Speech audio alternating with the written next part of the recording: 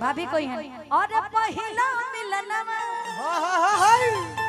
मिलल सजनी के सजनवा कि हमर अंग अंग गुलाब नियन खिलल बा बदनवा।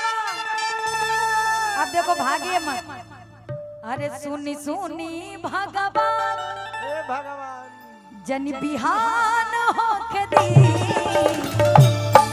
आज राजा जी के कोरवे में जवान होके दी आज राजा जी के कोरवे में जवान होके दी।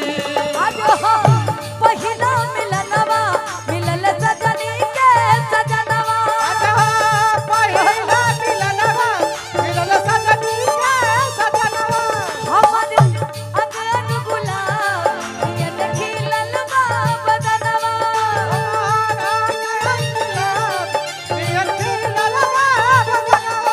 सुनी सुनी भगवान जन बिहान होके दी सुनी सुनी भगवान जन बिहान होके दी। इधर आओ यहाँ पे आप लोग पहले तो कंजूस इधर आइए इधर आओ आप पहले। अच्छा ये बताइए इतने स्मार्ट हैं और हमको लगता है अपने यूपी बिहार झारखंड में जितना बढ़िया कमर हम लोग एकदम ठुमका लगा देंगे ना सब नहीं गोविंदा तक कह दिए कि यूपी वाला ठुमका लगाओ है ना। हाँ लेकिन क्या खाली अच्छा कमर पे हाथ रखे हम खाली उनका दिव्यांशु भैया का डांस देखेंगे। नहीं नहीं नहीं नहीं नहीं नहीं आज आज एकदम नहीं। पहले थोड़ा सा आप तो उसके बाद में खुद ही हाँ हाँ गा लेने दीजिए जी तो जाइए थोड़ा मामू भगना अब कि अरे सुनी सुनी भगवान जन बिहान होके दी आज राजा जी के कोरवे में जवान होके दी आज राजा जी के कोरवे में जवान होके दी। और क्या कहिए कि जैसन सोचल रहनी कि जैसन सोचल रहनी वैसन पियवा मोर बड़े। दिव्यांशु भैया का बतिया उतरा भौजी कही है कि जैसन सोचल रहनी वैसन पियवा मोर बड़े। लेकिन हम कहा कि जूही ले गोर बड़े हो थोड़े धरहर पातर मोट थोड़े थोड़ बड़े सावर न गोर बड़े हो आज राजा जी के कोरवे में जवान होके दी आज राजा जी के कोरवे में जवान होके दी। देखो इतना देर से हम कह रहे हैं हमको भाग के देखो सबके सब बट गए।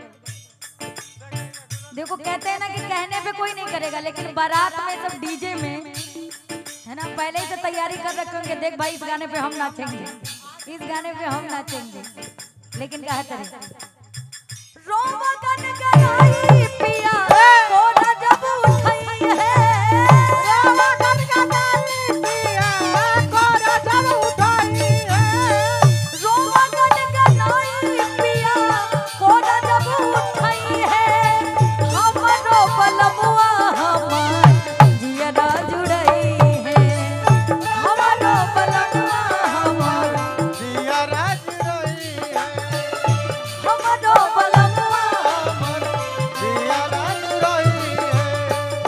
तरत भग लभके दरिया में बिहान होके दी तरत भग लभके दरिया में बिहान होके दी आज राजा जी के कोरवे में जवान होके दी आज राजा जी के कोरवे में जवान होके दी।